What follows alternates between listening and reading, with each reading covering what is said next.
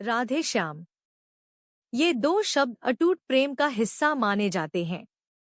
भले ही एक दूसरे के कभी हो नहीं सके, लेकिन फिर भी एक दूसरे के साथ ही हमेशा नाम लिया गया।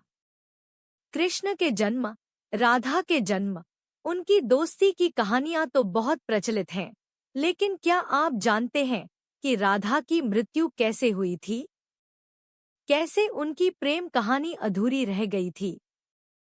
क्या राधा काल्पनिक थी? कई लोग करते हैं कि राधा सिर्फ काल्पनिक थी।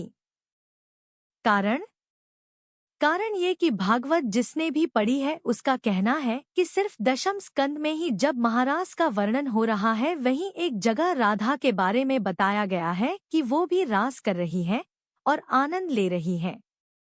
अलग अलग ग्रंथों में राधा और कृष्ण की गोपियों का अलग वर्णन है। एक जगह ये भी लिखा है कि कृष्ण की 64 कलाएं ही गोपियां थीं और राधा उनकी महाशक्ति, यानी राधा और गोपियां कृष्ण की ही शक्तियां थीं जिन्होंने स्त्री रूप ले लिया था। गोपियों को ही भक्ति मार्ग का परमहंस, जिसके दिमाग में दिन रात परमात्मा रहता है, कहा गया है, क्योंकि उनके दिमाग में 24 घंटे कृष्ण ही रहते थे। राधा और कृष्ण के प्रेम का असली वर्णन मिलता है गर्ग संहिता में। गर्ग संहिता के रचयिता यदुवंशियों, कंस के कुलगुरु, यानी एक तरह से कृष्ण के भी कुलगुरु हुए ऋषि गर्गा मुनि थे। गर्ग संहिता में राधा और कृष्ण की लीलाओं के बारे में बताया गया है। राधा कृष्ण के प्रेम के बारे में बताया गया है। इस संहिता में मधुर श्री कृष्ण लीला है। इसमें राधा जी की माधुर्य भाव वाली लीलाओं का वर्णन है। श्रीमद् भगवद गीता में जो कुछ सूत्र रूप से कहा गया है, गर्ग संहिता में उसी का बखान किया गया है।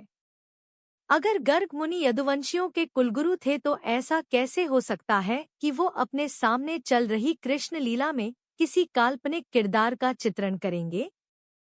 यहीं से मिलता है राधा के सत्य होने का प्रमाण। क्या कृष्ण ने राधा को धोखा दिया था?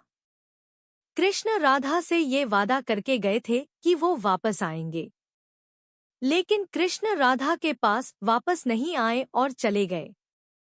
उनकी शादी भी रुक्मणी से हुई। कहा जाता है कि रुक्मणी लक्ष्मी का रूप थी और उन्होंने कभी कृष्ण को देखा नहीं था, फिर भी उन्हें अपना पति मानती थी। जब रुक्मणी के भाई रुक्मी ने उनकी शादी किसी और से करनी चाहिए तो रुक्मणी ने कृष्ण को याद किया और कहा कि अगर वो नहीं आएंगे तो वो अपनी जान दे देंगी। इसके बाद ही कृष्ण रुक्मणी के पास गए और उनसे शादी कर ली। कृष्ण के वृंदावन छोड़ने के बाद से ही राधा का वर्णन बहुत कम हो गया। राधा और कृष्ण जब आखिरी बार मिले थे तो राधा ने कृष्ण से कहा था कि भले ही वो उनसे दूर जा रहे हैं, लेकिन मन से कृष्ण हमेशा उनके साथ ही रहेंगे। इसके बाद कृष्ण मथुरा गए और कंस और बाकी राक्षसों को मारने का अपना काम पूरा किया। इसके बाद प्रजा की रक्षा के लिए कृष्ण द्वारका चले गए और द्वारकाधीश के नाम से लोकप्रिय हुए। फिर क्या हुआ राधा का? जब कृष्ण वृंदावन से निकल गए तब राधा की जिंदगी ने अलग ही मोड़ ले लिया था। राधा की शादी एक यादव से हो गई। राधा ने अपने दाम्पत्य जीवन की सारी रस्में निभाईं और बूढ़ी हुई, लेकिन उनका मन तब भी कृष्ण के लिए समर्पित था।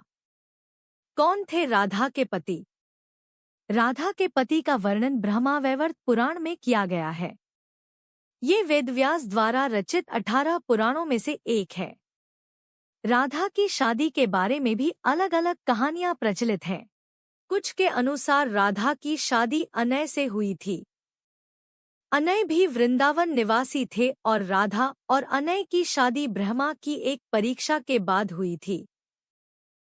ब्रह्मा ने ये पता लगाने के लिए कि कृष्ण वाकई विष्णु अवतार हैं, उनके सारे दोस्तों को अगवा कर जंगल में छुपा दिया था। उस समय अनय भी जंगल में थे और गलती से वो भी अगवा हो गए थे। इसके बाद कृष्ण ने अपने सभी दोस्तों का रूप लिया अनय के साथ और फिर सभी बच्चों के घरों में रहने लगे। इसके बाद अनय रूपी कृष्ण की शादी राधा से हुई थी। एक दूसरी कहानी के अनुसार असल में राधा की शादी हुई ही नहीं थी। ब्रह्मावैवर्त पुराण के अनुसार राधा अपने घर को छोड़ते समय अपनी परछाई छाया राधा माया राधा घर पर मां कीर्ति के साथ छोड़ गई थी। छाया राधा की शादी रायान गोपा यशोदा के भाई से हुई थी और अनय से नहीं। इसीलिए ये भी कहा जाता है कि राधा रिश्ते में श्री कृष्ण की मामी हुई थी। इनकी शादी साकेत गांव में हुई थी जो बरसाने और नंदगांव के बीच स्थित था।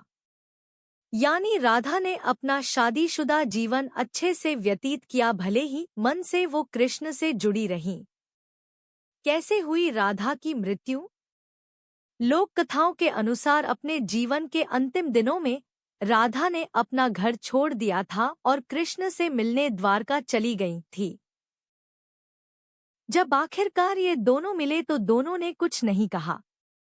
दोनों जानते थे कि मन से दोनों जुड़े हुए थे, लेकिन राधा को लगा कि कृष्ण से करीब रहना उस तरह का सुख नहीं दे रहा है जिस तरह उन्हें तब लगता था जब वो मन से कृष्ण से जुड़ी हुई थी।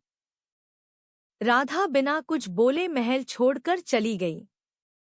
अंतिम क्षणों में कृष्ण ने राधा की अंतिम इच्छा पूरी की, जिसमें उन्होंने राधा को सबसे मधुर बांसुरी की धुन बजाकर सुनाई। इसके बाद ही राधा जी कृष्ण में विलीन हो गई। किसी भी पुराण में राधा की मृत्यु का वर्णन नहीं मिलता। क्यों नहीं मिल पाए राधा श्याम? गर्ग संहिता के गोलोका कांड में देवर्षि नारद और मिथिला नरेश के बीच का संवाद बताया गया है। ये राधा और श्रीधामा के श्राप के कारण हुआ था कि राधा और कृष्ण को 100 सालों का वियोग झेलना पड़ा था। श्री गर्ग संहिता के विश्वजीत कांड के 49वें अध्याय में एक और कहानी लिखी गई है। कहा गया है कि राधा और कृष्ण 100 साल बाद सूर्य ग्रहण के दौरान होने वाले एक यज्ञ में मिले थे जो कुरुक्षेत्र में हो रहा था। इस दौरान राधा को योगेश्वर भगवान अपने रानियों और गोपियों के साथ ले गए द्वारका। यहाँ सभी ने राजसूया यज्ञ में हिस्सा लिया जिसे राजा उग्रसेन ने करवाया था। उस समय राधा कृष्ण के साथ उनकी पत्नी के तौर पर थी और यही लिखा जाता है कि राधा की शादी कृष्ण से हुई थी और वो छाया राधा थी जो रायान गोपा से शादी कर कृष्ण की मामी बनी थी। पर सिर्फ इस यज्ञ को ही राधा और कृष्ण की शादी का सबूत माना जाता है।